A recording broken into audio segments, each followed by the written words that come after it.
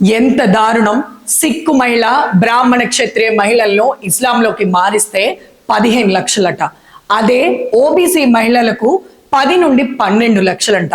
SC ST మహిళలకు love జిహాద్ పేరిట ఇస్లాంలోకి మారిస్తే 8 లక్షలు ఇస్తున్నారంట.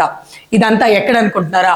ఉత్తరప్రదేశ్లోని బలరాంపూర్ జిల్లా మాత్పూర్ కి చెందిన జలాలుద్దీన్ అలియాస్ చెంగూర్ బాబాగా పిలువబడే ఈ వ్యక్తి మొత్తం నిజం అంతా బయటపడింది.